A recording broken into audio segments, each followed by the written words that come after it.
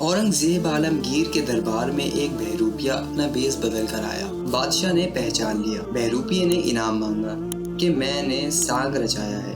بادشاہ نے کہا بھائی میں نے تو پہچان لیا، جب نہیں پہچان سکیں گے تو انعام بھی دیں گے۔ بہروپیے نے کہا بہت اچھا، چنانچہ وہ چلا گیا۔ وہ سوچ میں پڑ گیا میں کون سا روپ اختیار کروں کہ ان کو پتہ نہ چل سکے۔ بالآخر اس کے دل میں ایک بات آئی کہ بادشاہ اللہ والوں کا بڑا قدردان رہتا ہے۔ یہ خیال آنے کے بعد اس نے شہر کے باہر جا کر ایک جگہ اپنی جھوپڑی لگا لی اور اللہ کا ورد کرنا شروع کر دیا۔ جو آدمی بھی اس کے پاس جاتا وہ اسے واپس بھیج دیتا۔ جب اسی طرح وہ ذکر میں لگا رہا تو آہستہ آہستہ اس کی شہرت ہو گئی۔ لوگوں نے آ کر اس سے دعائیں کروانا بھی شروع کر دی۔ اورنگزیب عالمگیر کو بھی ان کا پتہ چل گیا۔ ان کی عادت تھی جب ان کو پتہ چلتا کوئی اللہ والا ہے تو وہ خود اس کے پاس ملنے کے لیے جاتے تھے۔ چنانچہ وہ خود بھی گئے اور اپنے وزیر کو بھی ساتھ لے کر گئے۔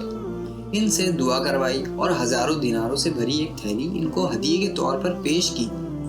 انہوں نے کہا جی نہیں، ہمیں ان چیزوں کی کوئی ضرورت نہیں، ان کی تو تمہیں دنیا داروں کی ضرورت ہے۔ اورنگزیب عالمگیر کو اس پر اور بھی زیادہ بھروسہ ہو گیا کہ یہ بندہ تو بے غرض اور بے فائدہ ہو کر اللہ اللہ کر رہا ہے۔ چنانچہ تھیلی لے کر واپس چلے گئے۔ ابھی اورنگزیب جا کر دربار میں بیٹھے ہی تھے، اتنے میں وہ بہروپیہ آ کر کہنے لگا بادشاہ سلامت، السلام علیکم۔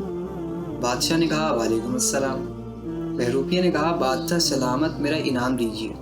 بادشاہ نے پوچھا بھائی کس بات کا انعام؟ اس نے کہا بادشاہ سلامت، آپ مجھے نہیں پہچان سکے۔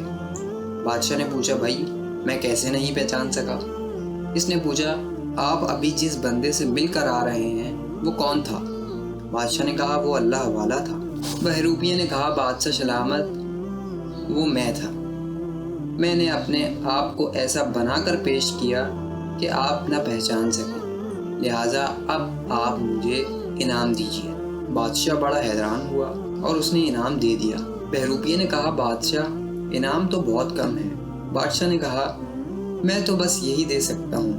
ہاں جب تم وہاں تھے تو میں نے تو دیناروں سے بھرا ہوا تھیلا پیش کیا تھا، تم اس وقت قبول کر لیتے تو پورا تھیلا تمہارا ہوتا، اب کیوں انعام کی کمی کا شکوہ کر رہے ہو؟